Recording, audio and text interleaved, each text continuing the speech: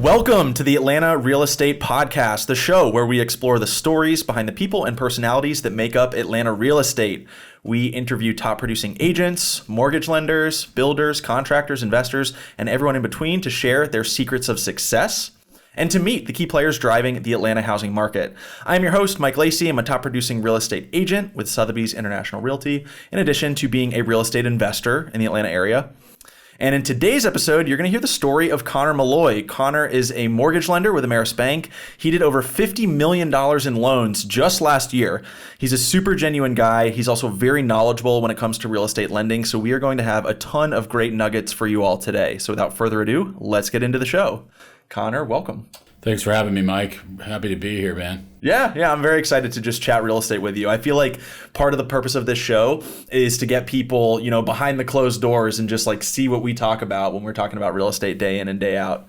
But I want to start with your story. How did you get started as a mortgage loan officer? It started like from the day I was born, pretty much. My dad had been in the industry. He was doing negative AM loans or negative amortization loans in Dunwoody back in the 80s. And when I was like, I don't know, 1 or 2, he got a shirt that said knick-knack, paddywhack, send my dad a loan, and put it on me, held it in his lap. He had the wood paneling in the back, and I just tried to reenact it with my son too recently. But I think every kid growing up, every boy at least, looks at their dad as their hero. Maybe in the back of my mind, I always was like, I want to be a loan officer one day or something like that. But I think I wanted to be the next Michael Jordan for a while. I wanted to do basketball. Then I couldn't dunk, and I wasn't that good. It was okay, pickup basketball player, but definitely wasn't like pro bound or anything like that. So got into doing some sports broadcasting at UGA and worked for CBS News, Entertainment Tonight. Did some sound parabolic microphones for the Falcons. So I've done a lot of stuff with radio, had a radio show at UGA called The Pick Six. Shout out to Morgan Clem. And anyways, it was just kind of really natural for me to do that. And, moving into sales, once I realized it was going to be very hard to be in front of the camera versus behind the camera, which is what I was doing, the transition into sales was like a no-brainer because I saw how good the money was. I thoroughly enjoy it and haven't looked back since. So, yeah. That's awesome. So you were prospecting from the age of 1. Pretty much, with yeah. your knick-knack paddywhack shirt. Right. I love that. And then when you were doing, obviously the sports broadcasting was one while you were in college at first, but some of those other things you were doing in the sports arena, was that all during undergrad or even some after you graduated? Yeah, so once I was doing undergrad, I was I interned with CBS News, and I was doing some stuff with Face the Nation, which is a political show for them, but it was all behind the scenes stuff and kind of like learning the ins and outs of it.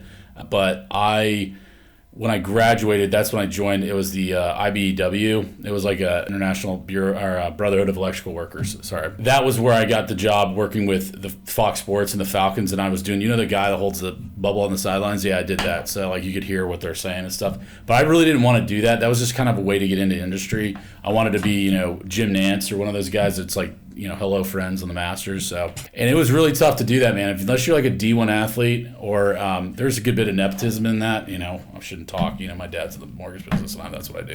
But it was discouraging, like looking at jobs in Idaho making $30K a year or in Jersey making 27 working. I was going to work at MLB Network for a little bit and then just decided, no, man, I'm going to stay put and really see what this happens here. And fortunately enough, I haven't looked back and it's been, I've been blessed to have such a successful career in the business. So. Yeah, that's awesome. And I feel like, I guess you were doing some of that sports broadcasting stuff in like 2012 around there. I feel like it's gotten worse as far as your ability to be in front of the camera, right? I think about the Tony Romos and there's, all these former players are now the ones that are commentating. Right. So it's only accelerated that sort of barrier to entry, I guess. I never want to say like it was impossible to do it, but at the same time, like it would have been a grind for sure. Like, I mean, it would have, I would have definitely, I already have some gray hairs, but I would have had gray hair by the time if I ever saw it in front of a camera, I feel like if I would have been in a major network.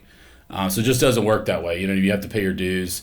If you're, again, not a Tony Romo or not a Tom Brady, I think is going to get a huge contract with Fox, so like that, but obviously I feel like people would want to hear from Tony Romo about what plays they're running versus Conor Malloy. I mean, I would be the color guy versus, commentating on what's going on, if that makes sense. So really just calling out what, saying like, 2nd and 9, from their own 20, like, stuff like that. So that was pretty good. It sounded good just coming out right there. So. Appreciate it. I would love to have done. A buddy of mine does the intros for like Georgia basketball, and I thought that was really cool. He does like a guard from North Carolina, like stuff like that. that's pretty good. I see. Yeah, that path was a possibility for you. Yeah. All right, so you decided to do the mortgage loan officer thing. What was it like starting out? Because obviously you got to build a book of business, you got to get a client base. You're probably pretty young doing it, right? So talk to me about that. I actually, when I graduated, worked for a company called Ameris Bank of the South, and I was ordering appraisals, just opinions of values for people who don't know, but and like title work, stuff like that. Really like kind of learning the ins and outs of the business. I was on salary I think I was making $29,900. So I was kind of back to that price where I was making. It was like obviously peanuts back then, but I was like, God, I don't want to do this for a while. This is just a job, right? And then I kind of saw what the sales guys were doing, coming in and out, and what they were making a month, and I was like, I need to get into that. So I talked to a couple guys that were doing new construction. Then I started working some D.R. Horton stuff, kind of learning the ins and outs of that. And then D.R. Horton closed their doors to just a preferred lender, which is DHI, and weren't letting anybody else in. So I was like, oh, crap, what do I do now? So then I moved companies, tried to get on another builder account working with the same group, but, at a different company. And it wasn't really taking off for me. I was really, I didn't have that drive yet, and I was still kind of a kid, and I was still like, I've always been a late bloomer. I hit puberty when I was 16, so if that tells you anything. Probably TMI right there, but whatever. Something kind of clicked in me once I then joined a team of loan officers and really worked for them and saw like what it would take to be successful in this business. Because even though my dad was in the business, like he was never the type that's like, I'm going to call to you, which I appreciate. I think it's built a lot of character. And then I switched over to this company working on a team of loan officers and really saw like how much work you have to put in to see success. And I was putting in that work, but I wasn't seeing it pay off financially because I started bringing in a bunch of loans on that team and wasn't making what I felt like I deserved. So I kind of, wanted to grow, but I still had that fallback of having a salary and stuff like that. So I kind of took it. I did that, and then I knew I was going to shoot out and go to another company and really hit the ground running. And I've fortunately been able to do that. So. Okay, cool. So it kind of sounds like there was 3 phases. Correct me if I'm wrong, but phase 1 was sort of, you're doing a lot of inbound stuff, you're doing new construction, the clients are kind of coming to you, right, and you're making sure that their loans close, making sure that they're eligible for financing, all that stuff. Phase 2 is you're working for this team. Now you're actually starting to go out and get your own business, getting into the grind of what that looks like, having success, but not necessarily seeing all the results of it, and then decide, okay, I'm ready to kind of do this on my own now. Yeah, so it kind of all has come full circle. So I was doing new construction on that team majoritively, but I really liked resale, and that's the majority of my business now is resale. I do work a lot of new construction as well, but that's actually recent. So I took a break from new construction for a long time, know how to do it, definitely respect the heck out of it, but I had all my eggs in one basket on that new construction and it just, kind of waiting for that phone to ring, and I wasn't really making anything happen. And I kind of figured out I had to just kind of really put my head down and grind, you know what I mean? And just hustle and learn more about the industry. Cause I think it's probably the same for you guys. In our industry, you get better almost every day cause you see new things, you know what I mean? Like what, people bring to you, and what their situations are and how to go about it, if that makes sense. So, I mean, there's so many examples I can think of that are just gosh, I learned something new today on that, you know what I mean? Where it's, someone's a foreign national or someone just, when we can count against on, someone's car note, 10 payments, stuff like that, that's basic stuff. But that, when you're just starting out, guidelines change so much in our industry that you really got to roll with the punches and just really be all in. And I think when I started out, I wasn't. And that's really what kind of clicked and changed. And, it's a growth and maturity thing too. But, I'm one of those people that has to learn by fire. So in order to do that, I wish I could tell my younger self so many things that I did differently because I would love to. But, hey, listen, I'm fortunate to have, beautiful family and be in a really good spot here with Ameris. So. I think that's such a good point. If anyone's listening that's thinking about entering the industry or starting out, I sort of equate it to grad school. So like if you're getting into, if you want to be a real estate agent or a loan officer, it's not that hard to get licensed and get going, right? It's not like 4 years of grad school. However, just getting the license does not mean you're going to be making a lot of money right off the bat. And those first few years is a lot of grinding for business, trying to find clients, put it out there that, hey, I'm in real estate now. Let me help you get a loan. Let me help you buy or sell a house, cultivating those relationships, all of that. And then also, like you said, just getting the experience, right? When you get your license, they don't teach you all the ins and outs of like, oh, for this specific loan with these criteria, it's a foreign national that wants to buy a single family home and has this much money to put down. Like the only way to learn is trial by fire. And so I kind of view it as grad school, right? It's like those first few years that you're in the business, it is a little bit of a grind. Might not be making all the money right away, but that's what's going to make you super valuable and sort of an industry veteran once you've gone through all that. Absolutely. All right. So one thing I want to talk to you about is it sounds like you've spent a lot of your career as a loan officer with a bank. And I know that there are some big differences of lending with a bank versus a mortgage broker. Is there any particular reason you feel like you've partnered with banks for the most part? I'm actually licensed, so I could be a broker if I wanted to. I would just have to renew it because I did pass the exam, the MLO exam, which it's not an easy test, and literally everything on there has nothing to do with what we do. It's like very dated. It's like really focusing on caps on arms and stuff like that. But that stuff actually is important. But there's a lot of stuff that isn't, and it's like I said, dated. So real quick, by the way, same for a real estate agent. 99% of what you learn for the test will never be used again. Like I remember you had to know the exact number of square feet in an acre. Don't know that number anymore. Has never mattered. Right. So actually, a lot of bankers have not ever had to take a test or anything like that. I'm one of them that has, because I worked for a direct lender for a while, and that's required. But being at a bank with a federal institution, we don't have to have that. We're able to lend in 47 states, which is awesome. So, let's say if you came to me and was like, hey, I'm looking at buying a property in, just say, South Carolina, right? And I was broker, I'd have to be licensed in South Carolina to do that. If I'm at a bank, I wouldn't have to be, and I'd have to maintain that license in South Carolina. Another thing too is, hey, I'm actually a physician. I want to put zero down, no mortgage insurance, and buy a place in South Carolina. Not only that, is brokers can't do that. So brokers are kind of restricted to conventional FHA, VA type stuff, jumbo stuff. So we have those portfolio programs. So it's more of a more access to programs for us that kind of separate us from the rest of the pack.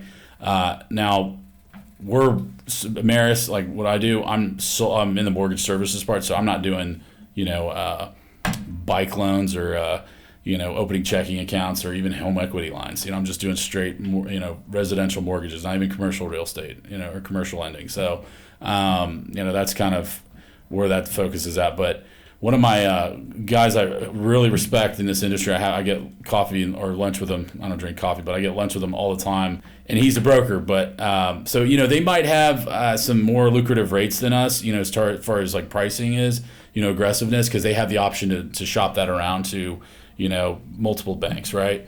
But they still they're not going to have in-house underwriting, in-house processing, stuff like that. They'll hire their people to work that, but so there's benefits and disadvantages to both. Eventually, I could see myself opening a mortgage company. Right now, I don't know if that's in the cards. I mean, there's some of the best folks in the business that I've ever seen are don't, and then there's some that are great and are killing it at that. So it's I don't think that there's really one answer to either of them, if that makes sense. If you're getting business, then don't fix what's not broken, right? You know what I mean? Yeah, I think that's really good. That gives us some insight into like you as a loan officer. Here are some of the things I think about, right, and how it affects you, and also what products you can offer. I also know that a lot of people, when they're looking to get a loan, will sort of have this decision between, do I go with a bank or do I go with a broker? And a lot of agents will say, I don't know if you've heard this, but a lot of agents will say like, oh, don't go with the big banks. They're so slow. I've even had listing agents say, we're kind of concerned about your offer because of where the money's coming from, because it's with a bank. And this was like a small credit union that was local. And I reassured them and we worked with them and the deal was fine. Is that something you've encountered much, that people are sort of skeptical working with banks? Yeah, so let me back it up a little bit and I'll answer that definitely. So I'm 33, so I'm still kind of young in this industry. So the bulk of my business is first-time home buyers, even though I do work with a lot of investors and people downsizing, et cetera. But at the same time, first-time home buyers are my bread and butter. Banks were able to offer first-time home buyers 0% down, no mortgage insurance programs that brokers can't. So having that to me is like huge advantage. And one of the things I love about working for a bank, specifically Ameris, is we have like 3 or 4 programs that are just like that. So it's just really giving them options and like kind of looking at it from a different lens, if that makes sense, instead of just straight on who's got the best rate here and there. Because we're super competitive on our rates. If I had to grade us on a test, I'd probably give us an A or an A minus, worst case. You know what I mean? Whereas which is really good. So back to answer your question. When agents will come and say, well, I don't want you working with the big banks. We're fortunate enough to have a very good reputation here in Georgia. And I would think it'd be like that in most states too. I mean, I do a lot of stuff in Florida and I've never run into any issues with that. But I mean, obviously people are always going to say, hey, use my guy, take a look at this. Here's a quote from that. There's a couple big banks in particular that we both are aware of that when they really say that, they directly mean that towards. And one of them, they got a horse and buggy is their logo, is all I can say. You know what I mean? So, but listen, no knock on them, man. They're biggest servicer or were in the country. So, it's just obviously depending on what footprint you're in which state. It might make more sense for me to work at a bigger bank up north or on the West Coast or whatever. But we're such a different market here in the Southeast. I think that to answer your question in short, not really, man. I really haven't had much pushback on that. I think when they realize, hey, I'm solely mortgage focused, I can close in 7 days a lot of times. You know what I mean? And they're like, oh wow, okay, so we're not a massive bank, if that makes sense. Yeah, that all makes a ton of sense. One thing I want to just point out and make clear to people in case they're not aware. So when someone like you or a mortgage broker gives a loan to a buyer to purchase a home, one of 2 things can happen with that loan. Either they're going to sell it to someone else and someone else is going to actually hold the loan and is really lending you the money, or they're going to keep it in-house. So a mortgage broker, what's happening there is they're originating the loan. They have some money, millions, tens of millions, whatever it is, to give you that loan. But then pretty shortly after you close, they're going to go sell it to someone else, often the government, right? So a lot of these conventional FHA, VA loans, if you hear of Fannie Mae or Freddie Mac, these are government programs that have trillions and trillions of dollars to actually lend home buyers the money to go purchase their home. So what's happening is they're operating on pretty thin margins. The broker makes a little bit of a fee, and then they turn around and sell that loan because they don't have trillions of dollars to lend out and just get paid back, a small monthly payment on that. Banks do, right? So banks like Ameris can actually hold that note. They'll give you a loan for $1 million to go buy a property, and you actually owe that bank $1 million. What's cool about that is they have more leeway on what they can offer. And you touched on this idea of unique loan products. You gave the example of a physician loan, and we've talked about this on a previous episode. These are amazing products. If you can access them, there are some huge benefits to being able to use some of those products. So maybe without going in too much depth, do you just have a quick hit list of hey, if you're this, if you're a physician, if you're a first-time home buyer, what are some of those people who might be listening that they should look into maybe having a unique loan product that a broker might not be able to offer? Yeah, so like physician loans, for example, which you just brought up. I mean, the fact that we don't have to count student loans against them. I mean, that's phenomenal. Another thing I love about Ameris' physician loan is, we do it for chiropractors. We'll do it for dentists. We'll do it for residents, fellows, orthodontists. You don't just have to be a straight, general practitioner like, MD. You know what I mean? So it's all kind of across the board on that. Some of the other companies, banks included, are stricter about that. Some of the bigger ones. Our main competitor on the physician loans, and I think we have a better program, is they have their name on the Brave Stadium. So I'll say that. But give people the options once you talk to them. So the biggest thing is when I take a call from, whether it's a doctor or it's somebody who just graduated college and it's their first time home buyer looking, a certain price range, I know what to kind of not steer them towards, but give them options toward, you know what I mean? And like put what buckets to give them options in. So it just, having more of a toolbox, working at a bank has really been beneficial for that as well. But, that's been the biggest thing. I would say, if that answers your question. Yeah, definitely. So, pretty much anyone in the medical field should be taking advantage of this. I've heard of do you have any hero loans, police officers, firefighters, teachers, anything else that's occupation based? Yeah, so there's a hometown heroes loan in Florida that is in our footprint that we can take advantage of. They don't really have too many of those here in Georgia. We have a few of the basic ones like Georgia Dream, stuff like that. I joke around, I call it Georgia Nightmare. If I get in trouble for saying that, whatever. It's the worst loan ever. So I really, tell people the kind of benefits, because you have to pay that back if you sell within 5 years, whereas we have a zero down, no PMI program that it's not attached to a second mortgage, meaning a second lien. You wouldn't owe another payment on, and the fees are cheaper at closing. Plus the rate's better. So it's like a win-win to me. I try to get people in that one. And it's not as strict, so it's just no-brainer. But that's probably the biggest one because they have the most marketing. People know about that one. So I'll get people calling me in saying hey, I want to take advantage of this. I'm like, well, I don't ever say no, I'm not going to do them. But I'm like, well, have you looked at this one? Have you looked at that one? Have you looked at let's exhaust all the other options first. You know what I mean? And then we can take a swing at that. So. Yeah, and that's so good, right? And that's why we have a job, is we're consultants, and we know all the options that are out there. For you, it's loan products. For me, it's house type, area, et cetera, et cetera.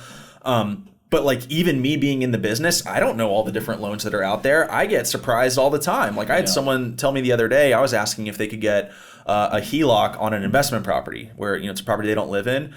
And the person was like, typically no, but we have this product called a HE loan that's slightly different. And it's just until you talk to the people that are doing this day to day, you won't know all the different products that are out there. Yeah, actually we do a HE loan. It's a bridge loan basically. So a bridge loan, all it is, if I'm buying a new place and I've got a ton of equity in my current place, but I haven't sold it yet and I need to take that money out, we can lend on both of them. You just need 2 appraisals on it. It's super easy.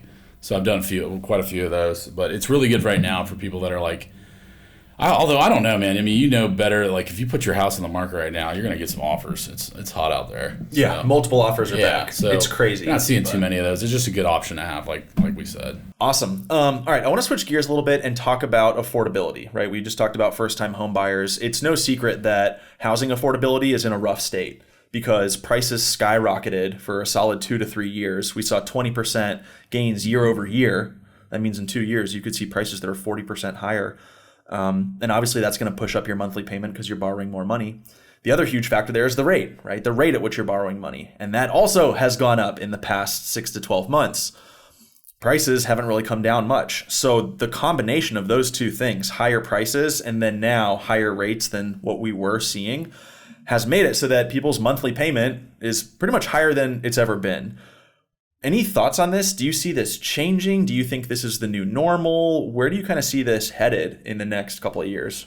Yeah, it's really, really frustrating for first-time home buyers, just buyers in general. I feel like they've been kind of squeezed in a sense. So with rates going up, fortunately now they're kind of on the decline, sort of. We're in the high 5s right now, but when they were in the low 7s back in, I guess it was November, October range.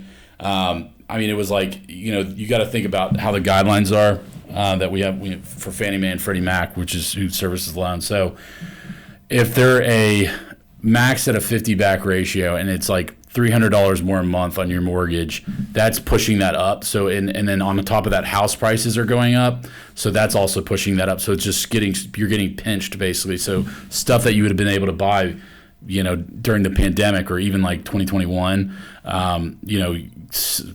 sorry, no, that's not going to work. If you've got any additional debts or anything like that. So that has been my biggest frustration on that part, because it's they've kind of dug their heels in on where they want the ratios at. And again, front ratio and back ratio, I don't know if you've talked about this before, is basically your money coming in versus money going out plus your mortgage payment. That's your best way to look at it. This would also be known as your DTI, right? Exactly, debt to income ratio, yeah. So, we try to keep it around a 43 on the back ratio.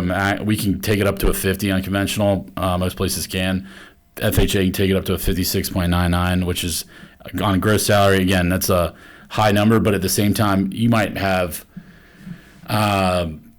if you're self-employed and you're claiming something on your taxes, you might be making more on another job and be able to affordability on that. So these loans have been performing well.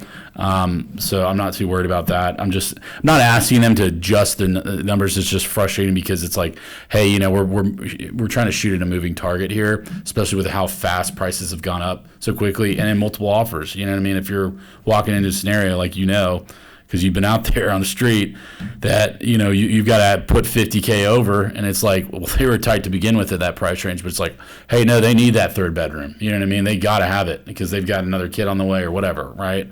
So it's like and then they got to be closer to their work, but it's like, well, there's nothing over here because there's a 5 million unit shortage in the United States. So, yeah, man, I mean, I could talk about that stuff forever, but my point is basically, it has been tough. It's been hurdles. So the biggest thing that I've really done is when I talk to my clients, I say, hey, let's lock you as soon as possible and assume the worst. And then, don't risk it. You know what I mean? Let's get you in this so we know you're going to qualify.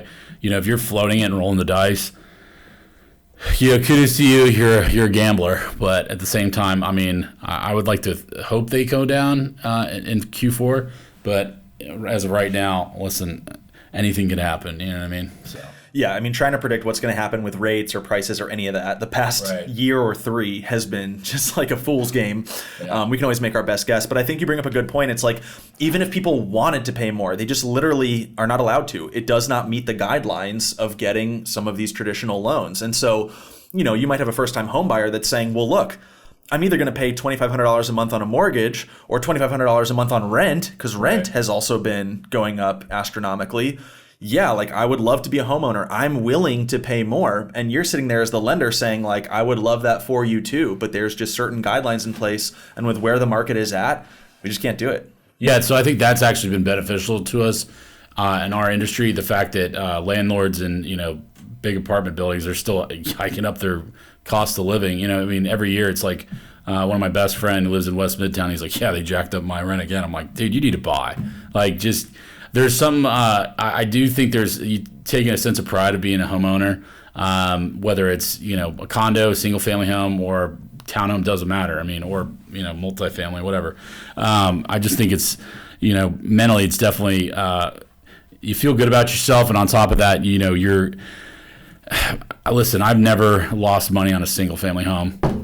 Knock on wood, man. And that's, I mean, granted, you got to be smart about it, make sure you're buying it in the right area, stuff like that. And, but at the same time, like, it's proven that, with home prices increasing, and there's just going to be, I think they're just going to keep going up if I had to predict it. But, the Fed said that there was going to be the recession started on June 16th of 2022. It's like, the bond yields have been saying differently than what the Fed has, so they've kind of put them in check. And I just think that we're in a better spot than what we're trying to say that like 1970s what was it entrenched inflation is. So it's just anyways.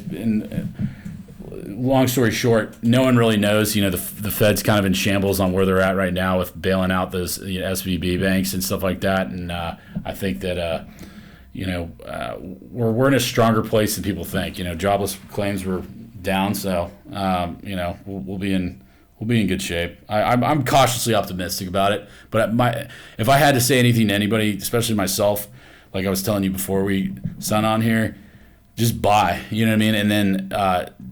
Just, whether you're not in as good of a location as you were prior to, or you got to drive a little longer, like, it's worth it because you really are, paying down that mortgage, and you're just, it's savings, man. So it's just, eventually you can do things with it. You have to sell it and you're going to make a bunch of money. I can't tell you how many people I've seen like sell places in places that, millennials would scoff their noses or Gen Zers would scoff their noses. Like, I would never live there. It's like, you wouldn't believe the money that people are making, when they sell those spots, and where they're at. So, and I'm not going to pick on any cities in particular here, but it's just like, let's just say rural areas, you know what I mean? So. It's so true. And that's what I was thinking while you were talking about that is like, especially in Atlanta, it's hard to miss, right? I mean, the NAR had Atlanta as the number one city for housing prices to, as far as their prediction for how they'll perform for 2023. Zillow had it as a top 10 city. The demographic shifts are super positive. I think there's over 100,000 people that Atlanta is expected to grow this year. I mean, people are moving to the city. People are moving to the South. And Atlanta is one of the major players in the South. There's a lot of corporate campuses with Google and Microsoft building one right now. So there's just so many things to be positive about there. And it's all over the city. It's like people are moving to the areas with good school districts. They're also moving to the areas that are gentrifying and having a lot of commercial development. They're also moving to areas that are more affordable and maybe in rougher shape, but they can actually buy something and get in there. It's like, it is truly hard to miss in Atlanta. And I do feel like prices are going to continue to move up. Like when I look at a city like LA or New York, you see that like, yeah, in LA, an entry-level home is $1 million. That's reality in 2023. So to think that, Atlanta would never get there is ludicrous to me. Of course it'll get there. We will get to a point eventually where an entry-level home in the metro Atlanta area is $1 million. It's just a question of when. I don't know if it'll be 10 years or 30, but like that day is going to come. And so if you purchase a home and it works for you, like it's a mortgage payment that you can stomach, yes, today it's not going to be the most ideal. It's going to be a little bit more than you'd like to pay ideally. But again, so is rent. But if it's something that works well enough, give it 3 to 5 years, you're going to be super happy that you did. It's very likely there's going to be appreciation. You'll have paid down the loan. That's a guarantee. And it's probably better off than renting because rent's going to do what rents tend to do, which is go up each year. So I get it. Like I've been debating about buying another home this year and I get where people are at. I empathize with them. I understand that it's not ideal. And I'd almost like go back to the bidding wars of 2021. I'd be like, give me that if it means I get a 3% interest rate. But even still, I think it is still a good time to buy as long as everything makes sense for you and your personal circumstances. And then you just got to hold on. And even if something does happen with prices, housing has always recovered and then reached new highs, right? That's sort of that ebb and flow of the housing market. Yeah, I think trying to time the market is crazy. I mean, it's funny because, I try to make sure I'm not hypocritical. So I talk to my buddies about, who are working in high finance in New York. I'm like, dude, should I, buy this stock bubble? They're like, the best time to just get in is now. You know what I mean? If you're buying ETFs, whatever. And so, just doing that, getting in there. Same thing with housing to me. It's like, thinking like, oh, no, prices are going to go down so much. It's like, okay. I mean, it's, there's, again, back to that 5 million unit shortage. It's like, supply and demand. It's crazy to me, but I think the biggest holdup is the rates. And I said at closing the other day, and someone was like, if I hear one more time somebody say, marry the house, date the rate, and I'm like, in my head, I was like, I have heard that a lot, but at the same time, it's true. You know what I mean? Like you can refinance after your sixth payment. Granted, I don't know if rates will be in like it'll be a long time if ever they're back in the low twos. You know what I mean? I remember I got a guy rate of 2.25 on a 30-year fix, and he was like, "Can you do any better?" I was like, "Yeah, I don't even have this right now." Right, I do this for a living, and I don't have this rate. You know what I mean? So that's kind of the biggest. Thing is like, so I see the hold up on people not listing their places that maybe they don't want to be in anymore because they've got that low rate with a 2 in front of it, right? But or even a low 3. So you weren't seeing as much downsizing, but at the same time, the biggest thing is for, especially if you're a millennial and you're renting right now and you're living in like a city like Atlanta where there's so much affordability. I'm not going to be like one of those people like, what's your excuse? You know what I mean? But at the same time, it's like, what, talk to me, talk to Mike. What, you know what I mean? It's just, you can figure something out, put you on track. And it's just like, there's so many new programs out there that there weren't. You know what I mean? So yeah, even if you buy a condo, right? Like I'm a big believer in single family homes and I think they're the best investment, but condo is still better than renting. And like, if you like to be, have better proximity to the city and kind of live that lifestyle, you can do it with a condo and they're not like crazy unaffordable. You can still get a nice condo in Midtown for, under 400,000, maybe under 3. And so like, if that's what makes sense for you and that's what you want to do when you're kind of starting out and you want to become a homeowner, but not like, buy a big home or be out in the suburbs, maybe, you still have options there too. And that's probably better than renting as well. The only The only property type that you do have to watch out for, in my opinion, are condos, like where I've seen people actually bring money to the table, but that's just because of homeowner association dues and not knowing what part of town you're buying in. There's a lot of condos that you can make a killing off of, but for me, those are the most kind of biggest gamble. As far as like townhomes and single family units, 100% winners. No, maybe nothing's 100%, right? But dang near close. Whereas condos, like, they can be a little trickier, you know what I mean? But especially, I think that had a lot to do with the pandemic. People being like, I feel like a hamster working on my desk and then working out on my Peloton, and you know what I mean? They wanted more space for their pets and stuff like that. But it's still like, I mean, I would say that those are just the more riskier ones. But just having to disclaimer, but no, it's true, and I'll second that. I've listed a condo before where the seller almost had to bring money to the table, and the other piece there was that I think they had sold after maybe just 2 years of owning it. So there's always like that element too of how long have you owned it, right? You don't want to sell any piece of real estate within 2 years. The fees and everything are just going to eat up most of the profit that you might even have. But it is something to note, right? It's like if you want to look at it purely from an investment standpoint, single family homes tend to perform the best, followed by townhomes, followed by condos. But again, like everyone's different, and sometimes a condo is just what fits them best. So all things worth considering. One question I had for you is relating back to affordability. I've heard some people talk about the government, or I guess banks, introducing new loan programs. Do you think we'll start to see loans with longer terms, 40-year fixed loans? Or yeah, I saw some articles about that. They haven't rolled them out yet for us or anything like that. We're not like getting that on our pricing sheet or anything, but so the way to look at it is 30-year fixed rates, or most people are in a 30-year fix. I'd say the majority of folks. I just locked a 15-year fix last night, but that's about 33% more a month payment-wise than a 30-year fixed. But those are going to have the best rates on a 15-year. Then 20 are going to have a little bit better, or than a 30-year, but not much. But 15 is going to have the best. 30 is going to have still good rates, but so basically what I'm getting to is 40-year fixed term. If once they come out, let's say if they came out tomorrow, right, they're going to have the worst rates. So you're going to pay more in interest on those. Now, granted, who's to say, I'm not here to tell anybody like, yeah, do a 40-year fix so you're just able to afford something right now. It's a lot is going to go to interest. Yeah. I think if you start to really get into real estate, you'll learn a lot about debt and how to use it. And it is a very important tool, right? Because how many people have $300,000 sitting in their bank account to go buy a house cash? Not many.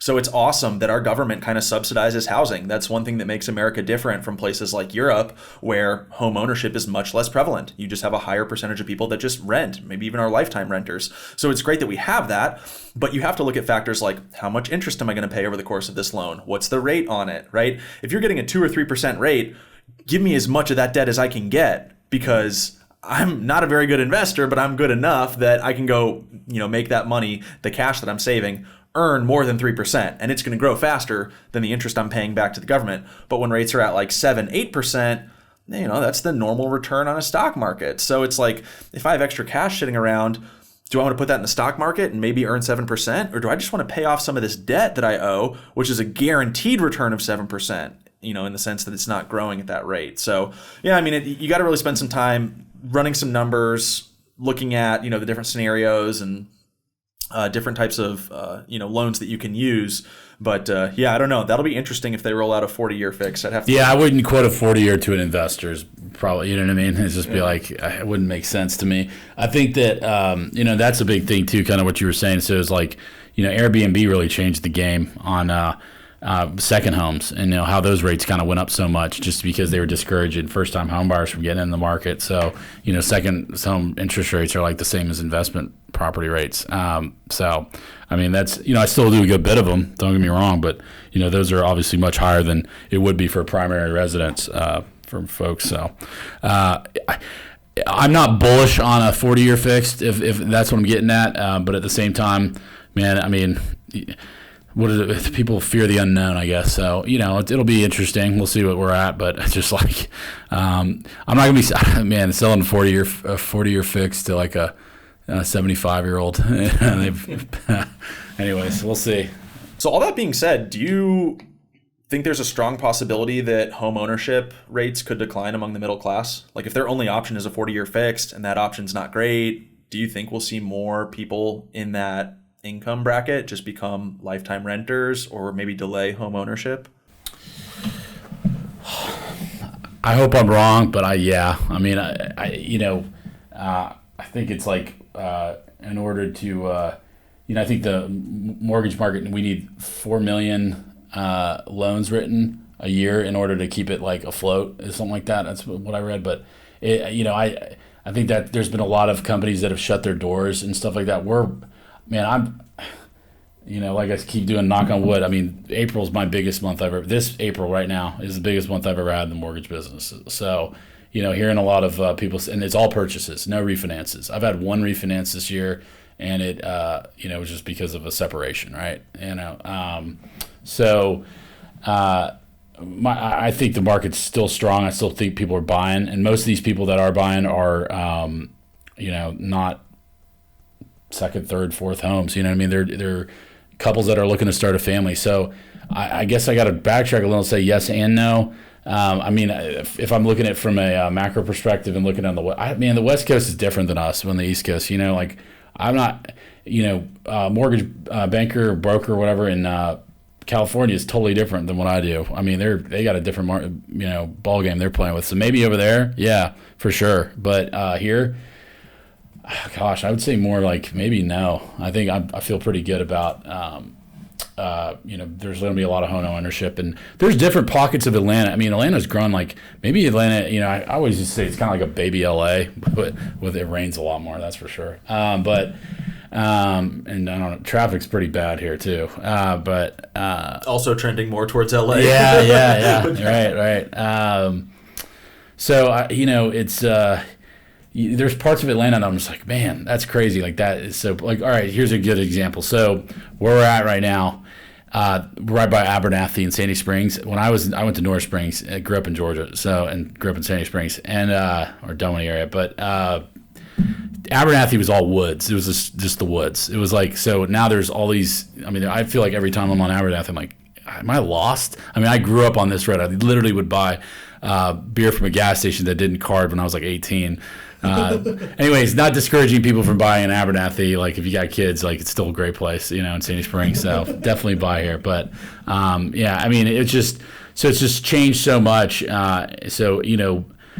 That's kind of Atlanta to me in a nutshell. It's just like places you're like, wow, the Beltline didn't exist when, we were growing up. I'll never forget when I came back from Georgia and I said, like, what's the Beltline? And someone's like, you must not be from Atlanta. And I was like, what? I'm born and raised here. No, anyways. It's just, so there's so many different pockets, that have changed and grown. And I do think families are coming into, and, depending on where you work and stuff like that. So, a long answer, I think we're kind of different, man. So I would say, I'd feel pretty good if I was looking right now and living in Atlanta. Yeah. Yeah, and even inside the perimeter, I mean, there's been a lot of expansion outside of it. You have these places like, Cumming, Canton. Oh my gosh, there are so many $1 million houses out there now. It's crazy to me. Dallas, Powder Springs, like these areas that are a little bit farther out have just exploded with new subdivisions being built and the home values there going way up. But even inside the perimeter, you have a lot of places in West Atlanta and South Atlanta that are still pretty affordable. And, whether that's the sort of lifestyle or temperature that you want to live in is up to you. But, there's a lot of areas there that are up and coming. There's commercial development happening. You have the West Side Park. You have the West End redevelopment. Like, Atlanta's going to continue to grow. And this might be a good time for people that, we've spent a lot of this time talking about first-time home buyers, younger generation, that type of thing. If you're that person and you like those areas, I think that would be a great option for you, generally speaking, and an area that is going to continue to get better and better, and thus, you're going to be happier and happier owning a home there. Yeah, absolutely. I mean, it's funny because I'll post, where closings of locations, I have, and stuff like that to market, you know what I mean? Because I do so much stuff in Georgia. It doesn't matter where. I'll do stuff in, Jasper. I'll do stuff inside the perimeter. I'll do stuff in, I've closed loans in Savannah. I've closed loans all over the place, right? Like you said, Dallas, Paulding County, wherever, Dunwoody, Buckhead. So it's like, I don't, who am I to look down my nose at any location in Georgia, especially when you know that you're buying something solid, it's going to appreciate, at a certain rate, and it's like you got a bunch of land. I mean, and people that do that, I mean, I don't respect that. In my opinion, I think it's just crazy if people are like, oh, I would never live there, but then they're paying $3,800 to live in a shoebox and overpay for boba tea or whatever. I don't know. It's like. Come on, man. But it's the same other way too. Like there's certain parts of the area that, that's probably, living up that far. That's a lot. That's a lot of big mortgage for having a, if you have to go to the airport, it's going to take you an hour and a half, right? So I can see both sides of it. You know what I mean? So it's just, I think it kind of all boils back to, it's like, from an outside perspective, I'm trying to tell people, it's like wherever you kind of buy, it's like if you buy and take care of the place you're living in, and you like put sweat equity into it, whether you're painting, whether you're redoing, kitchen, redoing your fireplace, throwing in new light fixtures, doing, adding value to that place, you're going to eventually see a return on your investment. Like it might not be immediate. Some places are, but it's going to eventually happen because, it's just obviously more people are going to be wanting to buy and stuff like that, and places change. So, I know Buckhead went through a slump for a little bit, whereas that was the place to be in Georgia, and there was a lot of, stuff, crime and stuff like that they were having issues with. They were trying to branch out and be their own city. So, I mean, gosh, go to downtown Alpharetta now, man. There's so much to do there. It's like Alpharetta was like, I think it was just a bunch of horse farms when I was in middle school. You know what I mean? So but now it's like it might have the best downtown in the state. So it's just, you never know what's going to change, and I think that. That's obviously, I hope, you're such a good agent that you probably have this conversation with your clients all the time, but a lot of other newer young realtors, I hope they tell that to clients that are like, oh, there? I would never live there. You know what I mean? It's like, well, there's a lot of potential here. And they're talking about, so I do I know I'm kind of going off the tangent here, but I do new construction in like Peachtree Corners area, and they're going to build another Avalon type thing over there. They already kind of have it. It's the Forum, but they're going to build like even more like kind of a city type vibe to it.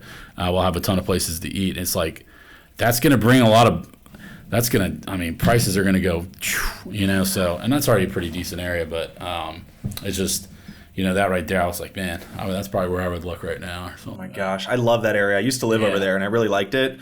And this was like probably shortly after they built the Forum, and it just had like everything I needed. Brand new LA Fitness, all the restaurants, all that. I posted a deal this week that was a quadplex in Peachtree Corners for $800K. So you have 4 townhome style units, 2 of which were done like super nice. Completely renovated, furniture included.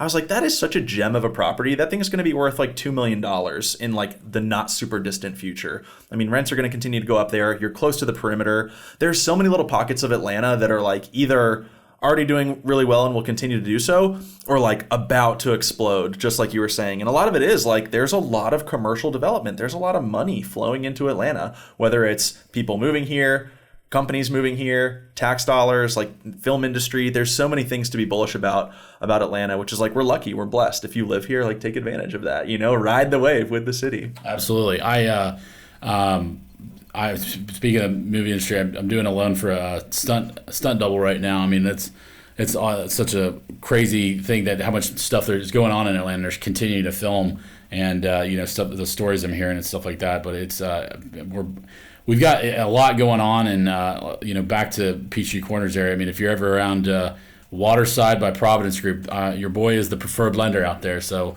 just give me a holler. So yeah, but it's it's been definitely. I like where where we're headed as far as Georgia, at least. You know what I mean? I just think that.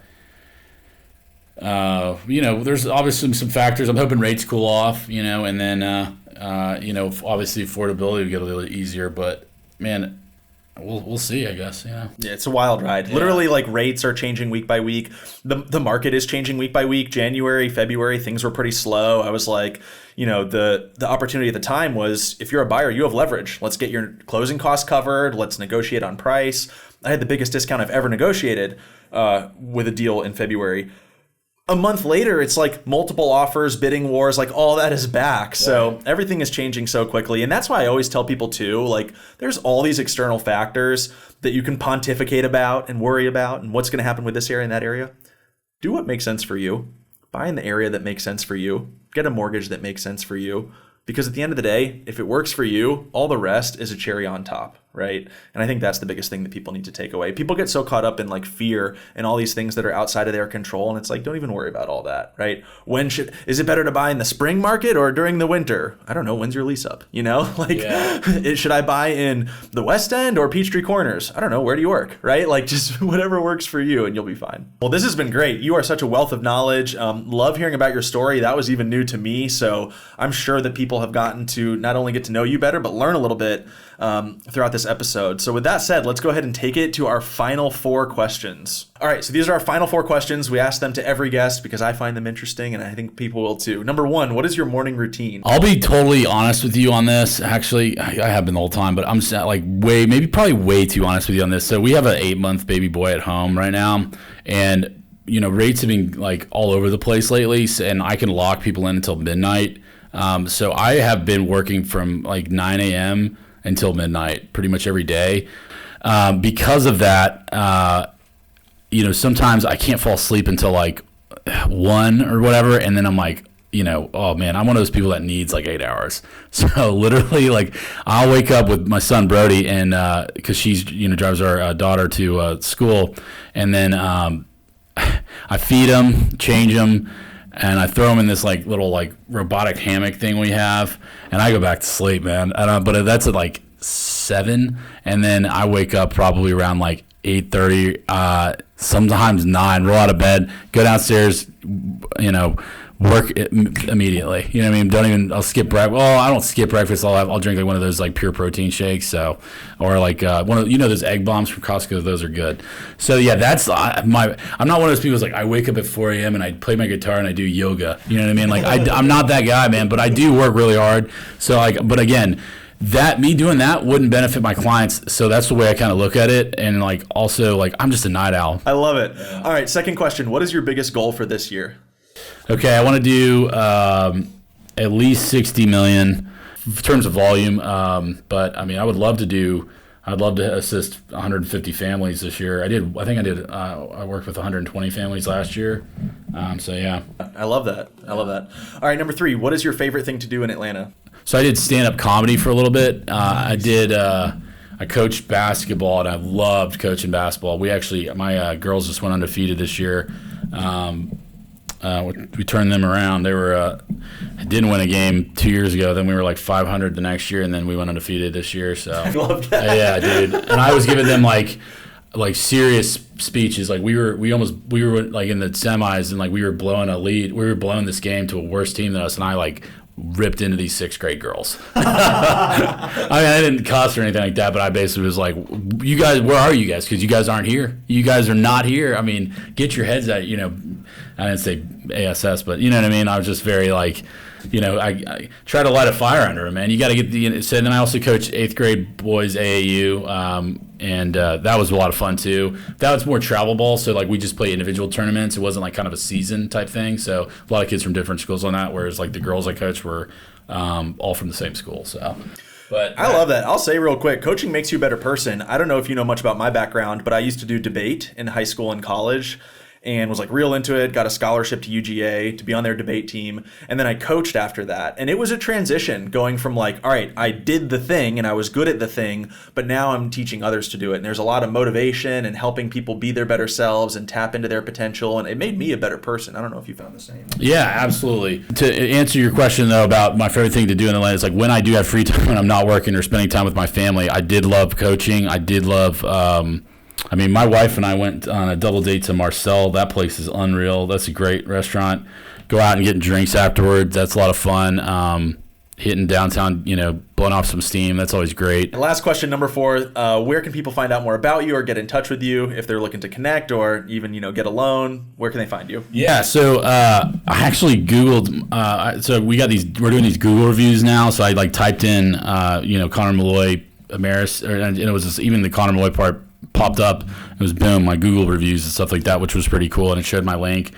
It's got my cell on there, 404-663-9862. Text, call, email. I'm always working. So, I mean, if it's mortgage related, even as a question about something on another deal, if they're having issues with another lender, you know what I mean? Just give me a holler and I can tell them if that's fluff or if it's actually true. You know what I mean? So, every situation is different. But, best way, is obviously my cell, and then also email, I would say. So.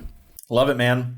All right, well, that is it for today's episode. Thank you to everyone who made it this far. Seriously, this is still very early in the trajectory of our podcast. We got a long way to go. So anyone that is listening right now, I truly, truly appreciate you. And I hope that you enjoyed today's show. Connor's the man. Like I said, awesome guy, a lot of fun. Didn't know about all the sports background. That's really fun to learn about you.